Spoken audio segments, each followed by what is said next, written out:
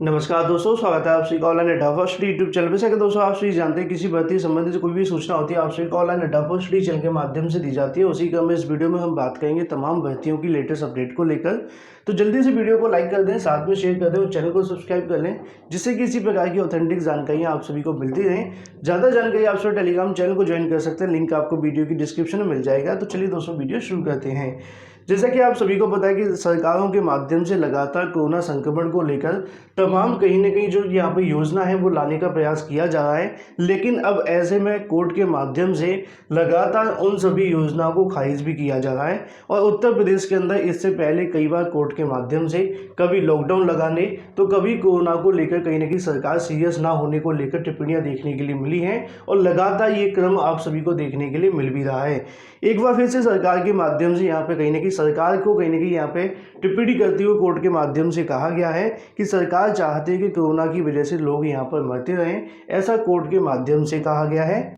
और ये कोई पहली बार नहीं है, इससे पहले भी कोर्ट के माध्यम से कई ऐसी टिप्पणियां देखने के लिए मिली हैं जिससे कहीं ना कहीं सरकार या फिर चुनाव आयोग सवालों के घेरे में खड़े हो गए हैं। उसी क्रम में यहाँ पे भी टिप्पणी आपके सामने आ जाती कि ऐसा लगता है कि सरकार चाह रही है लोग मरते रहें। हाईकोर्ट के माध्यम से यहाँ पे उनका कहना है कि कोरोना मरीजों के इलाज में इस्तेमाल होने वाली दवाओं को लेकर कमी के कारण या फिर अगर बात करें इसके इस्तेमाल की प्रोटोकॉल को लेकर दिल्ली हाईकोर्ट ने कड़ी नाराजगी जाहिर की है। कोर्ट ने केंद्र सरकार को जारी प्रोटोकॉल पर बुधवार को कहा कि ऐसा प्रतीत होता दिखाई दे रहा है कि केंद्र चाहता है कि लोग यहाँ पे मरते रहें। न्यायमूर्ति प्रतिभा साथ में एम सिंह के माध्यम से सरकार को कहा गया सरकार गलत है, और साथ ही ऐसा भी देखने के लिए मिला है कि फैसले लेते वक्त अपने जो विवेक का इस्तेमाल है वो नहीं किया गया। उनका कहना है जिनके पास ऑक्सीजन की सुविधा नहीं या फिर अगर बात करें दवा नहीं मिलेगी, ऐसे में ऐसा प्रतीत होता है कि आप चाहते कि लोग मरते रहें। कोर्ट ने कहा कि केंद्र सरकार अगर बात करें रेमडेसिविर की कमी को दूर करने के लिए बजाय प्रोटोकॉल बदलता दिखाई दे रहा है। और साथ ही अगर बात करें यहाँ पर ये कुप्रबंधन भी देखने के लिए मिलता है कि एक अधिवक्ता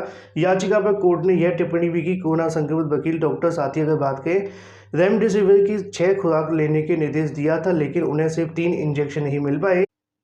इन्हीं तमाम बातों को ध्यान में रखते हुए लगातार कोर्ट के माध्यम से कई ऐसी टिप्पणियां की जा रही हैं। मद्रास हाई कोर्ट के माध्यम से चुनाव आयोग को हत्यारा कहा गया। उत्तर प्रदेश के अंदर भी लगातार लॉकडाउन लगाने के बारे में जानकारी दी गई। सरकार के माध्यम से जो 2 दिन का लॉकडाउन लगाया गया है उसका भी विरोध देखने के लिए मिला।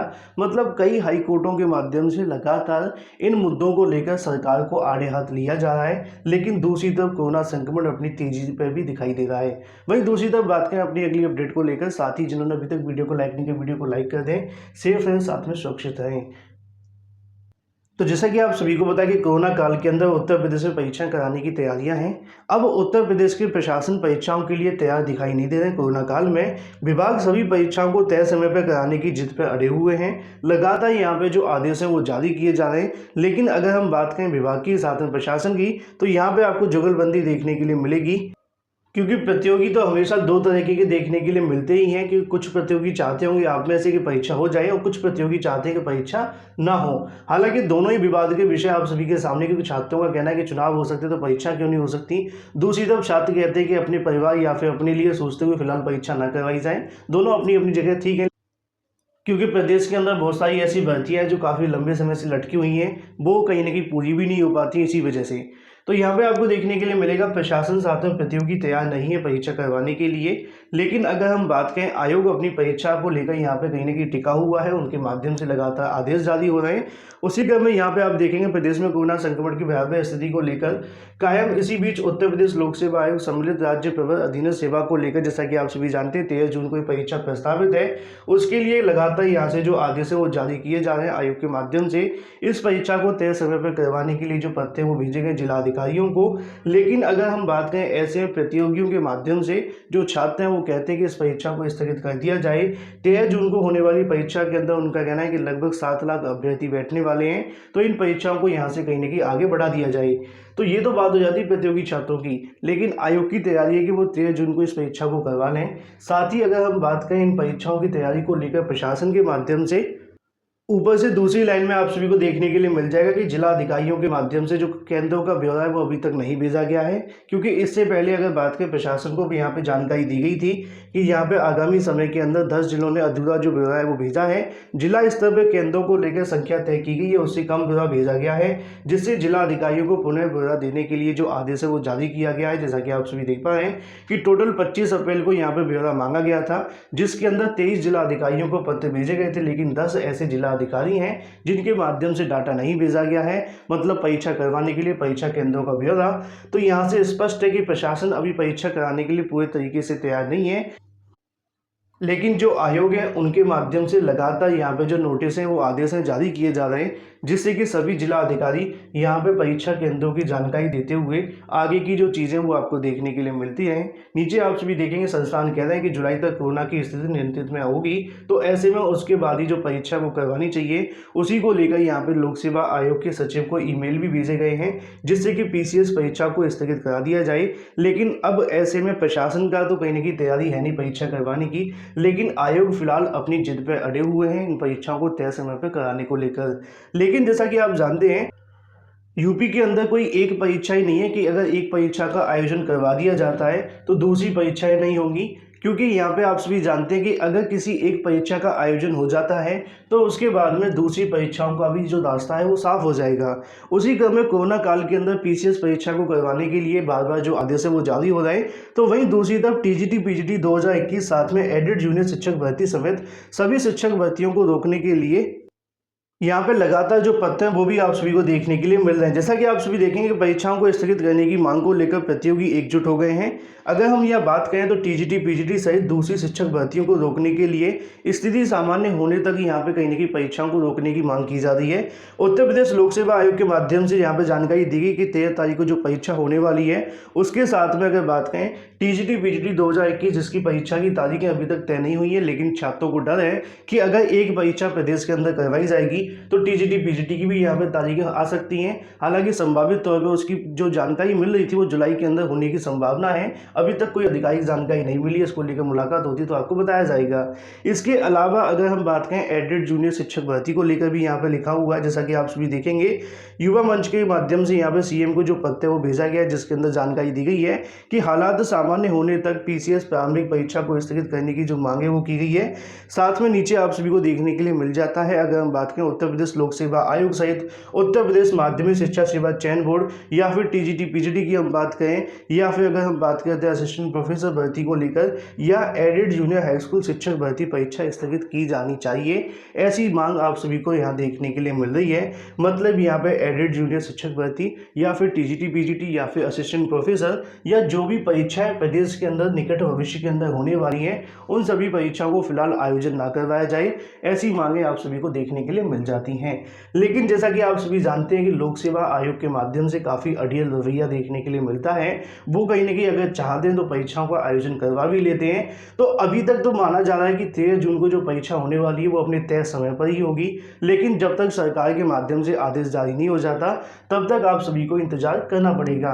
इसके अलावा एडेड जूनियर टीजीटी पीजीटी या फिर जो भी शिक्षक भर्तियों की परीक्षाएं होने वाली हैं उनको लेकर अभी तक किसी भी नई तारीखों का जो फैसला है वो नहीं हुआ है, ना तो पीएनबी के माध्यम से, ना ही शासन प्रशासन के माध्यम से, ना ही माध्यमिक शिक्षा सेवा चयन बोर्ड के माध्यम से।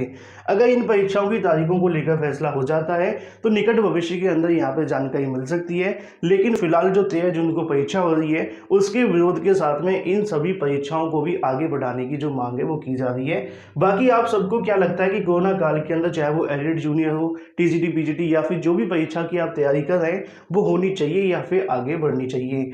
फिलहाल आप सभी के सामने आ जाता है शासन प्रशासन के माध्यम से परीक्षाओं की तैयारी नहीं है, आयोग के माध्यम से परीक्षा कराने की तैयारी देखने के लिए मिल रही, तो दूसरी तरफ प्रतियोगी छात्र परीक्षाओं का विरोध कर रहे हैं। वहीं दूसरी तरफ 30 अप्रैल से होने वाली एक और परीक्षा के लिए जो आदेश है वो जारी कर दिया गया है। फिलहाल आप सभी को दिखा दूं, जैसा कि आप जानते हैं कि प्रदेश सरकार के माध्यम से 15 मई तक किसी परीक्षा के आयोजन को लेकर रोक लगा रखी है। उसी क्रम में 30 अप्रैल से नहीं होगी ऑनलाइन परीक्षाएं। इलाहाबाद विश्वविद्यालय अगर बात करें संबद्ध कॉलेज की पीजी प्रोफेशनल साथ ही सेमेस्टर परीक्षाएं 30 अप्रैल से नहीं होने वाली है। कोरोना की वजह से यह परीक्षाएं स्थगित कर दी गई हैं। विश्वविद्यालय खुलने के बाद परीक्षा की नई तारीखों की जो घोषणा है वो की जाएगी। परीक्षा नियंत्रक के माध्यम से यह बताया गया कि 9 अप्रैल को कुलपति साथ ही अगर बात करें संगीता श्रीवास्तव के निर्देश के अनुसार ये परीक्षा 30 अप्रैल से होने वाली वाली थी, जो कि ऑनलाइन मोड से देखने के लिए मिलनी थी। लेकिन अब नई तारीखों के बारे में अभी तक कोई फैसला नहीं हुआ है। फिलहाल 30 अप्रैल से होने वाली इन परीक्षाओं को भी जो आदेश है वो जारी करते हुए जानकारी दी गई है कि कोरोना संक्रमण के चलते स्थगित किया जाता है। तो अब ऑनलाइन परीक्षाएं भी आप सभी की जो 30 अप्रैल से होने वाली थी ये भी स्थगित कर दी गई हैं। वहीं दूसरी तरफ बात करें 69,000 शिक्षक भर्ती को लेकर, जैसा कि आप सभी को पता है कि एक तरफ कोरोना का संक्रमण, दूसरी तरफ पंचायती चुनाव। अब ऐसे में दोनों चीज़ें हटती हुई दिखाई दे रही हैं। हालांकि कोरोना का संक्रमण तो बढ़ रहा है, लेकिन अब ऐसे में थर्ड चयन सूची के लिए लगातार जानकारी देखने के लिए मिल रही है। शासन प्रशासन के अधिकारियों की बात करें या फिर अगर हम बात करें तैयारियों को देखते हुए, उसी क्रम में 69,000 शिक्षक भर्ती तीसरी काउंसलिंग की तैयारी के लिए जिलों से कहीं न कहीं जो आंकड़े हैं वो मांगे गए हैं, जिसके अनुसार आप सभी को निकट भविष्य के अंदर चयन सूची देखने के लिए मिलेगी। 69,000 शिक्षक भर्ती को लेकर जैसा कि आप सभी को पता है कि बहुत सारे छात्र वंचित रह गए हैं। अभ्यर्थियों के लिए यहाँ पे खुशखबरी है कि उन्हें जल्दी शिक्षक बनने का जो मौका है वो मिलेगा। उत्तर प्रदेश सरकार के माध्यम से 69,000 शिक्षक भर्ती में खाली रह गए पदों पर जल्द भर्ती कराई जाएगी। सरकार की तरफ से खाली पदों को भरने के लिए नए सिरे से जो ब्यौरा है वो मांगा गया है। उसी क्रम में नीचे जानकारी देखने के लिए मिल जाती है कि प्रदेश सरकार के परिषदीय विद्यालयों के अंदर 69,000 सहायक अध्यापक भर्ती खाली पदों को भरने की तैयारी शुरू हो गई। आपको बता दें कि मंत्री जी के माध्यम से पिछले दिनों घोषणा की गई थी कि सरकार जल्दी खाली पदों को भरेगी। अब उसके बाद में जिलों से जो आंकड़ा है वो मांगा जाना शुरू कर दिया है। सचिव बेसिक शिक्षा परिषद की तरफ से प्रदेश के सभी बीएसए से उनकी खाली पदों का जो विवरण है वो मांगा गया है। उसी को लेकर जानकारी आप सभी को यहाँ पे भी देखने के लिए मिल जाती है। एक चीज मैं आप सभी को यहाँ पे और बता देना चाहता हूँ कि इससे पहले लगातार जानकारी आप सभी के सामने 5,400 पदों की देखने के लिए मिलती है। इसके साथ में 1133 पद और बताए जाते हैं। लेकिन जैसा कि आप जानते हैं कि ऊपर आपको बताया गया है कि खाली पदों का जो ब्यौरा है वो मांगा गया है। तो जब तक खाली पदों का ब्यौरा पूरा नहीं आ जाता तब तक 5,400 जो पद बताए जाते हैं ये आधे अधूरे हैं, है ना।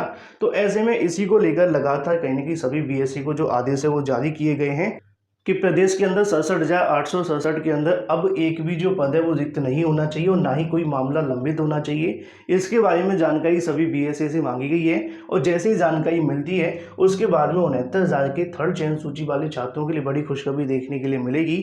लगातार शासन प्रशासन के साथ में मुलाकात करने का प्रयास भी किया जा रहा है और भी कई ऐसे सवालों के जवाब हैं जिनके आप सभी को जल्दी आंसर देखने के लिए मिलेंगे शासन प्रशासन के माध्यम से। तो ऐसे में कहीं न कहीं कल इसकी अंतिम तारीख है 30 अप्रैल। उससे पहले उम्मीद है कि जल्दी यहाँ से जो आपको खुशखबरी है वो देखने के लिए मिल ही जाएगी। अगर आप सभी के लिए अगर हम बात करते हैं मई के प्रथम सप्ताह को लेकर सब कुछ ठीक रहता है तो वहाँ पे चयन सूची को लेकर कार्यवाही देखने के लिए मिल सकती है, जो जानकारी शासन के अधिकारियों से मिल रही है। हालांकि अभी तक किसी निर्धारित तारीख को लेकर उनके माध्यम से नहीं बताया गया। लगातार मुलाकातों का दौर जारी है। उम्मीद है कि जल्द 69,000 की थर्ड चयन सूची को लेकर आपको यहाँ से जो चीज़ें वो देखने के लिए मिलने वाली, क्योंकि मैंने आप सभी को पहले भी जानकारी दी थी कि मई के प्रथम सप्ताह के अंदर आपको यहाँ से काफ़ी कुछ देखने के लिए मिल सकता है। पंचायती चुनाव की वजह से थोड़ा मामला आप सभी का डिले हुआ है, लेकिन अब जो भी हुआ वो निकल चुका है। अब जल्दी आपके सामने जो खुशखबरी है वो आने वाली है। तो वीडियो को लाइक और शेयर करना बिल्कुल ना भूलें। फिलहाल इस वीडियो के माध्यम से इतना ही। Thank you for watching this video.